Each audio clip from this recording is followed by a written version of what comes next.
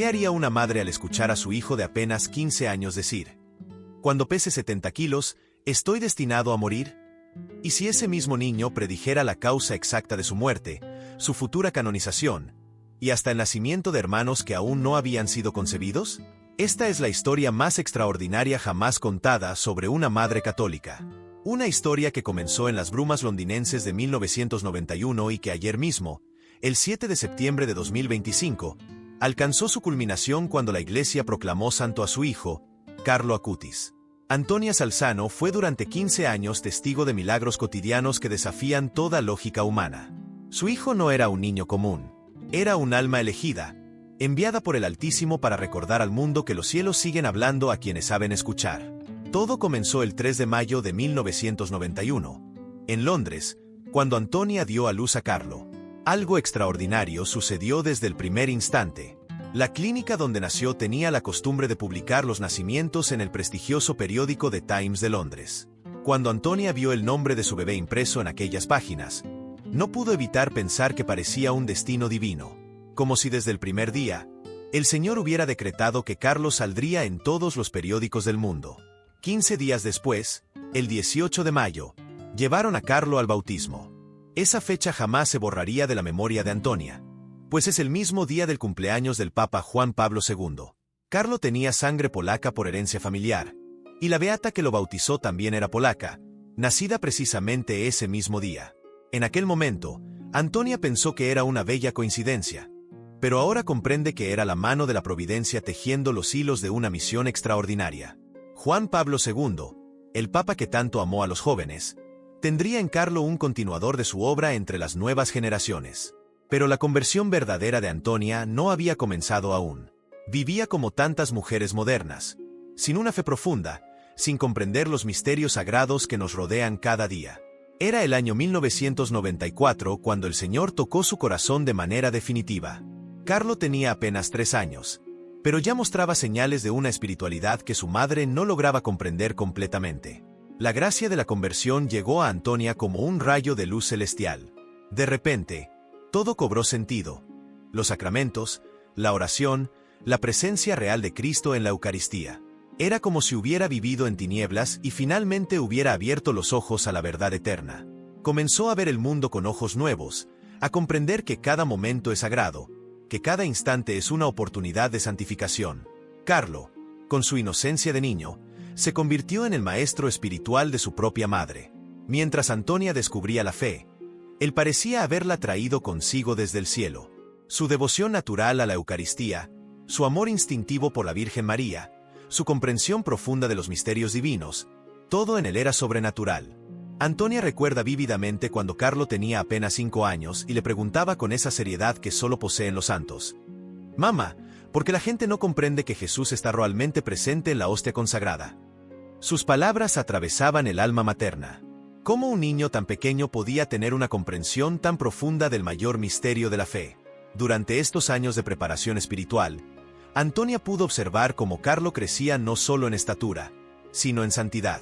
Cada día era una lección viviente de amor a Dios. Su primera comunión fue un acontecimiento celestial. La madre lloró al ver a su hijo recibir a Jesús con una devoción que rivalizaba con la de los místicos más grandes de la historia.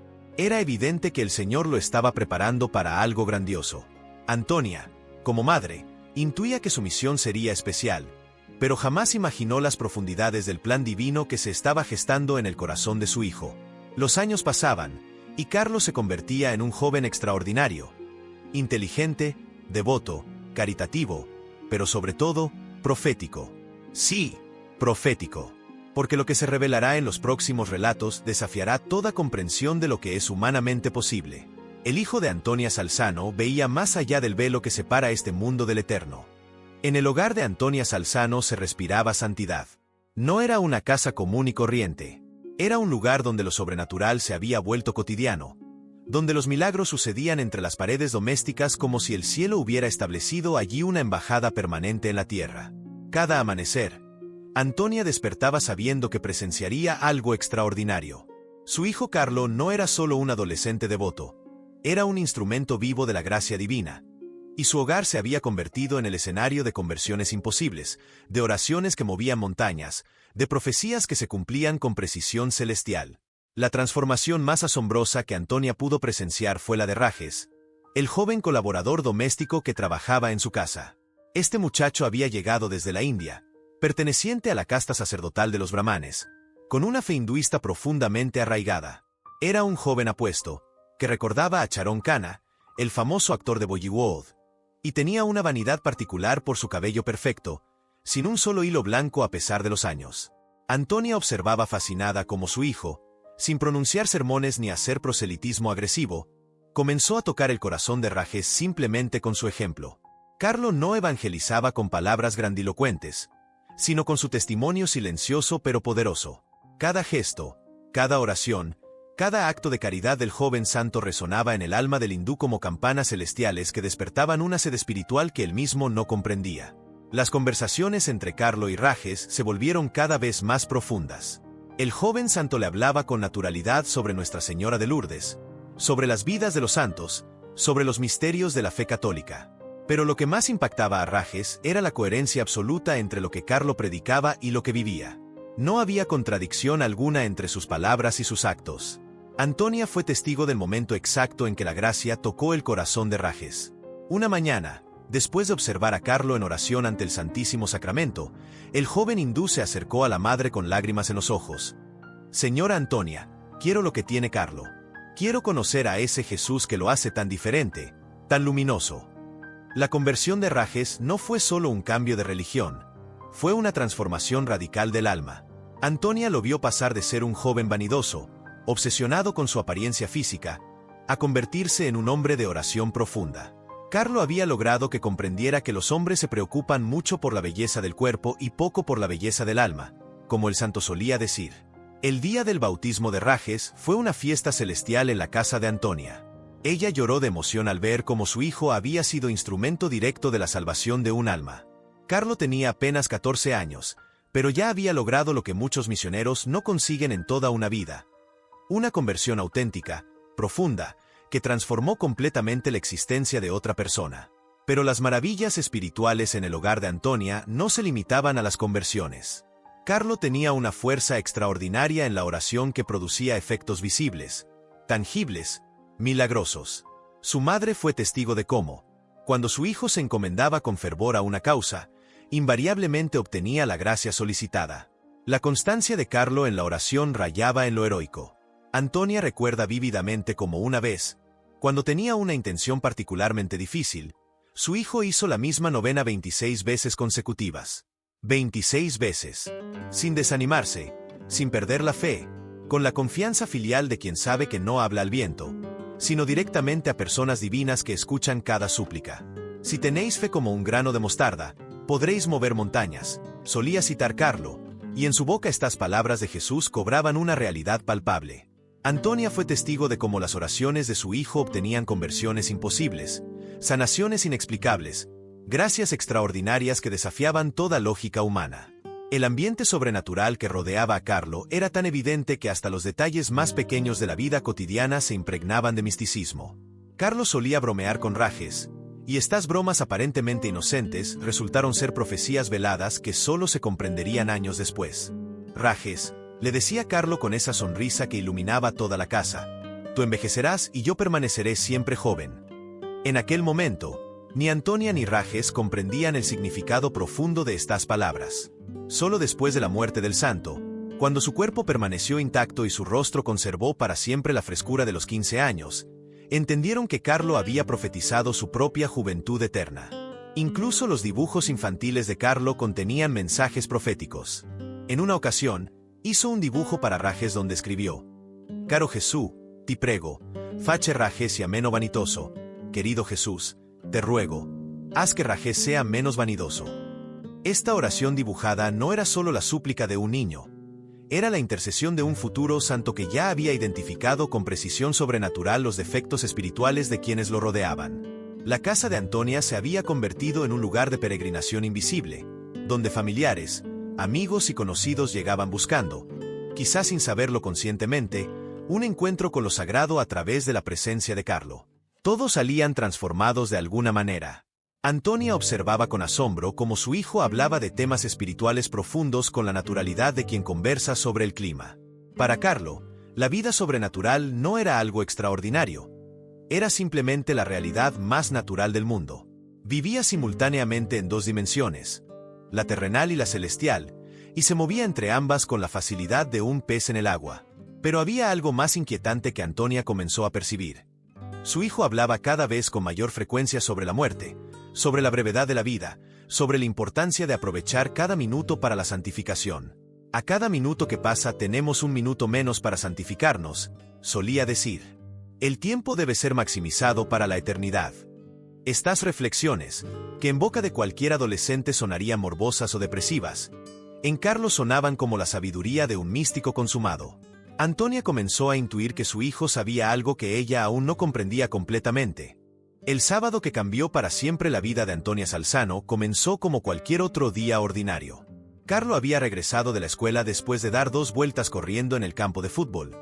Algo completamente normal para un joven atlético de 15 años.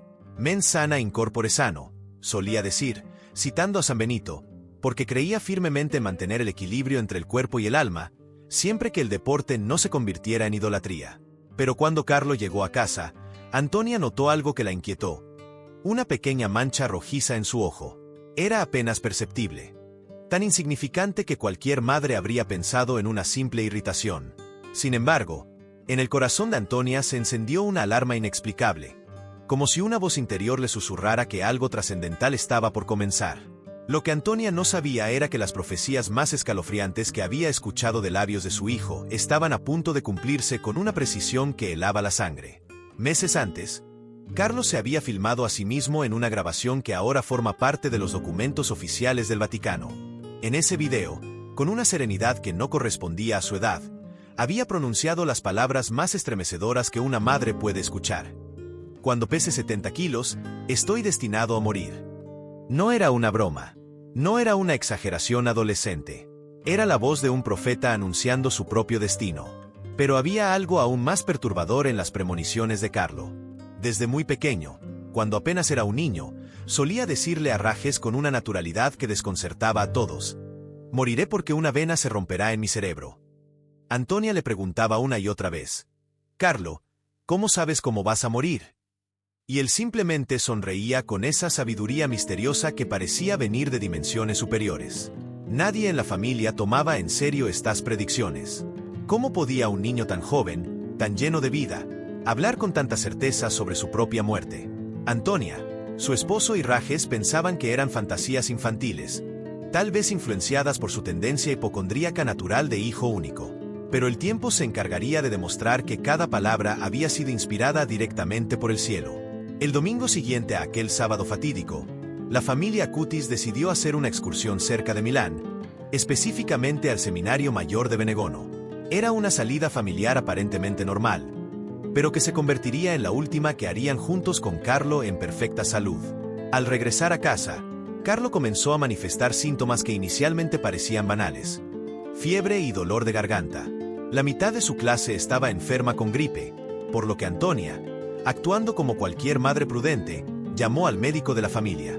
El doctor vino a examinar al joven en 2 ocasiones diferentes, y su diagnóstico fue tranquilizador: una simple tonsilitis, nada más que eso. Pero detrás de esos síntomas aparentemente inocentes se escondía una realidad aterradora. Una leucemia fulminante que en esa época representaba una sentencia de muerte inevitable. Era una enfermedad devastadora que, aunque hoy puede tratarse con cierto éxito, entonces no ofrecía esperanza alguna de supervivencia. En medio de este deterioro físico que aún no se había diagnosticado correctamente, Carlo pronunció unas palabras que quedaron grabadas para siempre en la memoria de Antonia, su esposo y Rajes: ofrezco mis sufrimientos al Papa, a la Iglesia, para no ir al purgatorio y ir directamente al paraíso. A Antonia le pareció extraño escuchar esto de boca de su hijo. Su marido también lo oyó, al igual que Rajes, y todos pensaron que Carlo estaba dramatizando, quizás influenciado por su tendencia hipocondríaca. Era un muchacho sensible, hijo único, y tenía cierta propensión a magnificar sus malestares físicos. Nadie imaginaba que estaba haciendo una ofrenda profética de su propia vida. La mañana que marcó el inicio del calvario definitivo llegó de manera súbita y terrible. Carlo despertó con astenia severa. No podía moverse, sus fuerzas se habían desvanecido completamente. Era como si una mano invisible hubiera drenado toda la energía vital de su cuerpo joven y atlético. Antonia, alarmada por este cambio drástico, llamó inmediatamente al pediatra que había conocido a Carlo desde pequeño. A pesar de que su hijo ya había crecido considerablemente, este médico tenía la experiencia y autoridad necesarias, habiendo sido jefe de servicio en el Hospital de Marchi de Milán, especializado en enfermedades infantiles. ¡Qué extraño! No puede moverse. No entendemos qué le pasa, le explicó Antonia al doctor por teléfono, con la voz quebrada por la angustia. La respuesta del médico fue inmediata y categórica. Llévelo inmediatamente al hospital. Fue durante el trayecto al hospital cuando Carlo pronunció las palabras que partieron el alma de Antonia como un rayo. «Mamá, de aquí no saldré vivo». No era el miedo natural de un adolescente enfermo. Era la certeza sobrenatural de un santo que ya había recibido la revelación divina sobre su destino inmediato. En el hospital de Marchi, los médicos realizaron los exámenes correspondientes y confirmaron el diagnóstico más devastador que una madre puede recibir: leucemia fulminante. En aquel momento, las palabras proféticas de Carlo sobre su peso cobraron una dimensión escalofriante. Cuando lo pesaron en el hospital, la balanza marcó exactamente 70 kilos. Exactamente. Ni un gramo más, ni un gramo menos. La precisión matemática de esta profecía dejó a todos sin palabras. Meses antes, cuando Carlo había grabado aquel video declarando que moriría al pesar 70 kilos, nadie había prestado verdadera atención. Ahora, con la balanza del hospital confirmando ese peso exacto mientras recibían el diagnóstico mortal, la realidad sobrenatural se impuso con una fuerza que quitaba el aliento. Durante los 5 días que siguieron, Antonia fue testigo del cumplimiento inexorable de cada profecía que había brotado de los labios de su hijo. La leucemia fulminante atacaba el sistema con una violencia que causaba acumulación de líquidos, dolor intenso y, finalmente, el colapso de los órganos vitales. Los médicos preguntaban constantemente si Carlos sufría mucho, porque sabían que el dolor debía ser insoportable. Su cuerpo, que había alcanzado 1,82 metros de altura, se debilitaba hora tras hora, pero la respuesta del joven santo dejaba perplejos a todos los profesionales médicos. «Hay personas que sufren mucho más que yo», decía con una sonrisa que iluminaba la habitación del hospital. Nunca se quejaba, jamás se lamentaba. Su preocupación principal no era su propio sufrimiento, sino el bienestar de quienes lo rodeaban. Se inquietaba por las enfermeras, que eran físicamente frágiles y tenían que levantarlo con frecuencia para atenderlo. A pesar de su dolor, pensaba siempre en los demás, manifestando esa caridad heroica que caracteriza a los santos auténticos. Pero había otra profecía por cumplirse, la más específica y médicamente imposible de todas: la predicción sobre la vena en el cerebro. Durante años, Carlo había anunciado que moriría por la ruptura de una vena cerebral. Y efectivamente, fue una hemorragia cerebral causada por las complicaciones de la leucemia lo que finalmente se llevó su vida. La muerte de Carlo Acutis no fue el final de su historia, sino el glorioso comienzo de su verdadera misión. Para Antonia Salzano, los días que siguieron a la partida de su hijo fueron una revelación continua de que la vida eterna no es una promesa lejana, sino una realidad palpable que se manifiesta de maneras extraordinarias. La primera señal sobrenatural llegó precisamente como Carlo había prometido: a través de los sueños. No eran simples ensoñaciones de una madre doliente, sino encuentros místicos tan reales y vívidos que transformaron para siempre la comprensión de Antonia sobre la comunión de los santos. En el primero de estos encuentros celestiales, Carlo se apareció a su madre con una claridad que desafiaba toda explicación racional. No era la imagen de un joven enfermo y debilitado, sino la de un ser glorioso, radiante de luz divina, con la sonrisa que había iluminado su hogar durante 15 años, pero ahora magnificada por la gloria eterna. «Mamá», le dijo con esa voz que ella conocía también pero ahora impregnada de autoridad celestial, «me beatificarán y después me canonizarán». Estas palabras resonaron en el corazón de Antonia como campanas de gloria. Su hijo no solo había profetizado su propia muerte con precisión matemática, sino que ahora anunciaba su elevación a los altares de la Iglesia Universal. Pero las revelaciones de Carlo desde el más allá no terminaron ahí. Con la misma precisión profética que había caracterizado sus predicciones en vida, anunció a su madre algo que parecía humanamente imposible. «No te preocupes, aún serás madre». Antonia tenía 39 años cuando escuchó estas palabras en sueños. Carlo había sido hijo único, y después de su muerte, la idea de tener más hijos parecía impensable. Sin embargo, 4 años después de la muerte de Carlo, las palabras proféticas se cumplieron de manera espectacular. Antonia concibió gemelos. No uno, sino 2 hijos que vinieron a llenar parcialmente el vacío dejado por el santo. Era como si Carlo, desde su lugar en la eternidad, hubiera intercedido ante el Altísimo para que la familia recibiera esta gracia extraordinaria como consuelo y como prueba de que él seguía cuidando de los suyos. Pero hubo otro sueño que marcó profundamente a Antonia y que reveló la dimensión cósmica de la misión de su hijo. En una visión nocturna, se le apareció Santa Jacinta de Fátima, la pequeña vidente por quien Antonia sentía una devoción especial. La niña santa le dirigió palabras que fueron como bálsamo para su alma herida. No se puede lamentar, porque Carlos será como yo, solo que yo sufrí mucho más que su hijo. Esta revelación llenó de paz el corazón materno. Jacinta había pasado meses en el hospital, ofreciendo intensos sufrimientos por la conversión de los pecadores, después de que Nuestra Señora le preguntara si quería ofrecer aún más dolores por las almas. La niña había dicho sí y había muerto sola, en agonía prolongada. En cambio, Carlo había tenido una muerte relativamente rápida, de solo 5 días, y había estado acompañado por el amor de su familia hasta el último momento. Los milagros comenzaron inmediatamente después del funeral, como si el cielo hubiera estado esperando ese momento para liberar todo el poder intercesor del nuevo santo. El primer prodigio documentado ocurrió el mismo día del sepelio. Una señora que sufría de cáncer rezó fervorosamente a Carlo pidiendo su intercesión, y el cáncer desapareció completamente de su cuerpo sin explicación médica posible. Poco después, una mujer de 44 años que no podía tener hijos y había perdido toda esperanza de ser madre, se encomendó con fe total a Carlo Acutis. Un mes después de comenzar sus oraciones al joven santo, quedó embarazada. Era evidente que Carlo había conservado en el cielo esa misma fuerza extraordinaria en la oración que había manifestado en vida, cuando hacía novenas hasta 26 veces consecutivas hasta obtener la gracia solicitada. Las personas comenzaron espontáneamente a rezar a Carlo, reconociendo instintivamente su santidad. No fue una campaña organizada por la Iglesia, sino un movimiento popular que brotó del corazón del pueblo de Dios. Quienes habían conocido a Carlo en vida recordaban a ese joven especial que iba a misa todos los días, que rezaba con fervor, que enseñaba catecismo con una sabiduría que superaba su edad, y que irradiaba una bondad que tocaba hasta los corazones más endurecidos. Incluso sus compañeros de clase que estaban alejados de la fe lo amaban profundamente, porque cuando alguien posee un corazón verdaderamente puro, los demás lo reconocen instintivamente.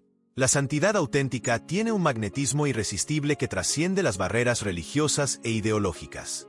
3 años después de su muerte, cuando la Iglesia autorizó la exhumación del cuerpo para los procesos de beatificación, ocurrió otro prodigio que dejó atónitos a todos los presentes.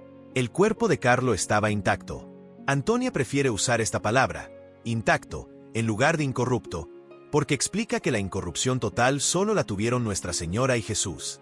Los órganos internos necesitaron tratamiento de conservación, pero algunos permanecieron intactos, especialmente el corazón. Normalmente, los órganos se descomponen primero, pero después de meses o años la descomposición llega inevitablemente.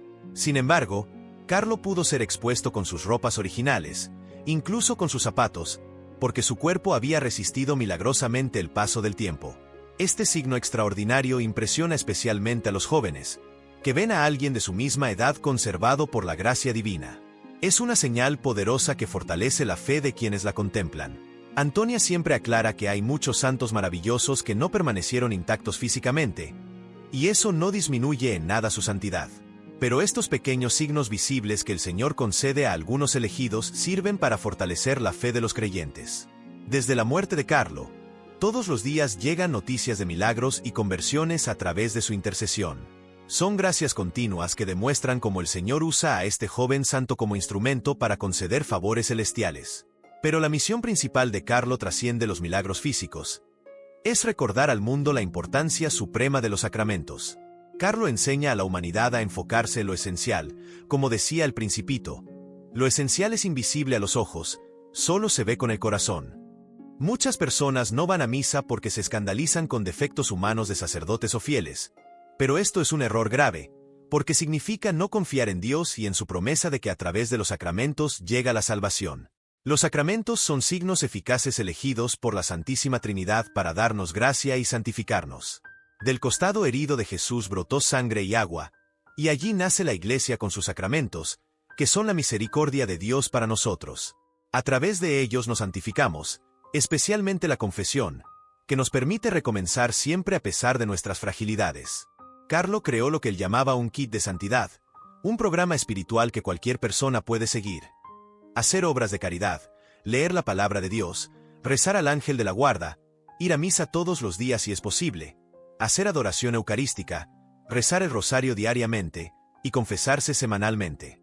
Incluso los pecados veniales deben ser confesados, porque si no, nuestra alma vuelve siempre hacia abajo, cuando estamos llamados a grandes alturas. El mensaje de Carlo resuena hoy más que nunca. Cada persona es especial, única, irrepetible. Tenemos huellas digitales diferentes porque cada uno es único ante los ojos de Dios. Carlo es santo, pero todos estamos llamados a ser santos como él.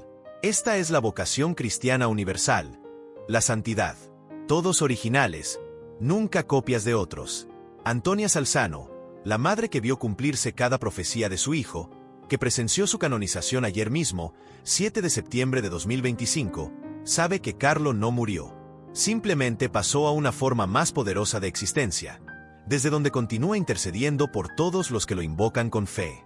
Oh San Carlo Acutis, joven santo de los tiempos modernos, tú que supiste vivir intensamente cada minuto para la eternidad, intercede por nosotros ante el trono del Altísimo. Ayúdanos a comprender que la vida es breve y que cada instante es una oportunidad sagrada de santificación. Enséñanos a amar la Eucaristía como tú la amaste, a vivir en estado de gracia como tú viviste, y a ofrecer nuestros sufrimientos por la salvación de las almas como tú lo hiciste. Que tu ejemplo nos inspire a dejar de lado las vanidades del mundo y a buscar únicamente la belleza del alma. Que tu intercesión nos alcance las gracias necesarias para ser fieles a nuestra vocación cristiana hasta el último día de nuestras vidas. Amén. Si este testimonio ha tocado tu corazón, cierra los ojos por un momento y reza a San Carlo Acutis por tu familia, por tus seres queridos, por la Iglesia y por el mundo entero.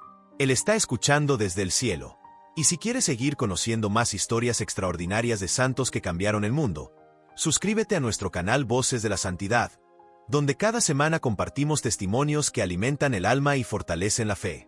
Dale like a este video si San Carlo Acutis ha intercedido ya en tu vida, y compártelo con quienes necesiten escuchar esta historia de esperanza y santidad. En esos días finales, mientras Antonia luchaba por mantener la esperanza de que Dios realizaría un milagro para salvar a su hijo, Carlo ya tenía plena conciencia de que su hora había llegado. Era él quien consolaba a su madre, quien tranquilizaba a los médicos, quien irradiaba paz en medio de la tormenta. «Mamá, no te preocupes, porque te daré muchos señales», le prometió Carlo en uno de sus últimos momentos de lucidez. Antonia se aferraba a estas palabras sin comprender todavía que su hijo no moriría realmente, sino que pasaría a una forma de existencia aún más poderosa y presente. La prueba final de fuego para la fe de Antonia había comenzado. Toda su conversión de 1994, toda su preparación espiritual de los años anteriores, convergía hacia este momento supremo donde tendría que demostrar si realmente creía en las promesas de Cristo sobre la vida eterna.